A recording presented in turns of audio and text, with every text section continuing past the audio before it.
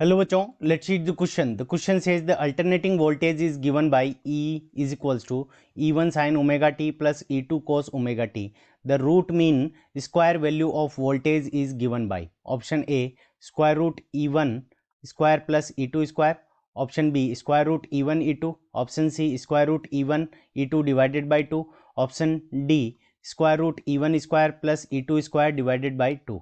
सो हमें क्या निकालना है, ई आर एम एस की वैल्यू फाइंड आउट करनी है. हमें क्या है, वोल्टेज की वैल्यू, ई की वैल्यू इक्वेशन की फॉर्म में गिवन है. सो इस क्वेश्चन को करने के लिए हम क्या करेंगे, की कॉन्सेप्ट अप्लाई करेंगे. सो की कॉन्सेप्ट, अब की कॉन्सेप्ट के अंदर हमारा जो की कॉन्सेप्ट हो जाएगा, तो हमारा ई आर एम एस यानी वी आर एम एस या ई आर एम एस, इसकी जो वैल्यू होती है उसका फॉर्मूला क्या होता है कि सबसे पहले ई का क्या करो, स्क्वायर करो, फिर उसका क्या लो, एवरेज लिखो, और फिर उसके बाद में क्या करो, उसका स्क्वायर रूट लो. ई आर एम एस की ये वैल्यू होती है हमारी. सो ई स्क्वायर का एवरेज लेके हमें क्या करना है, उसका स्क्वायर रूट करेंगे तो हमारे पास में क्या आ जाएगी, उसकी वैल्यू आ जाएगी. तो सबसे पहले हम क्या करते हैं कि इसको इक्वेशन की फॉर्म में पहले इसका स्क्वायर करते हैं. सो यहाँ से आ जाएगा E square. E square is equals to हमारा क्या आ जाएगा, E one sine omega T plus E two cos omega T. E one sine omega T और E two cos omega T, इन दोनों का क्या कर लेंगे, स्क्वायर कर लेंगे. अब क्या करेंगे, इन दोनों का स्क्वायर करेंगे पहले. सो इक्वेशन खोल लेते हैं. तो E square is equals to हमारे पास में क्या आ जाएगा, E one square sine square omega T plus two E one E two sine omega T cos omega T plus E two square cos square omega T. तो ये हमारे पास में ई का स्क्वायर आ गया. अब हम क्या करेंगे, इस ई स्क्वायर का एवरेज ले लेंगे. तो एवरेज लेंगे तो सभी का एवरेज हो जाएगा. तो यहाँ से हमारे पास में आ जाएगा ई वन क्या है, कांस्टेंट.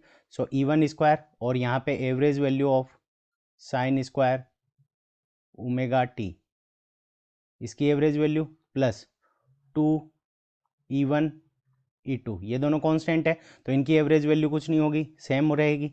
यहाँ पे हमारे पास में साइन ओमेगा टी की एवरेज वैल्यू, फिर कोस ओमेगा टी की एवरेज वैल्यू, प्लस यहाँ पे हमारे पास में क्या हो जाएगा, ई टू स्क्वायर और कोस स्क्वायर ओमेगा टी, इसकी एवरेज वैल्यू. अब देखो साइन स्क्वायर ओमेगा टी की एवरेज वैल्यू कितनी होती है हमारी, हाफ होती है. साइन ओमेगा टी की जो एवरेज वैल्यू होती है वो हमारी क्या आती है, जीरो होती है. कोस ओमेगा टी की एवरेज वैल्यू भी क्या होगी, जीरो होगी. कोस स्क्वायर ओमेगा टी की वैल्यू हमारे पास में कितनी आ जाएगी, ये कितनी आ जाएगी, हाफ आ जाएगी. सो यहाँ पे इनकी एवरेज वैल्यू क्या है, तो इन सब की वैल्यू हम वैल्यू पुट कर लेंगे.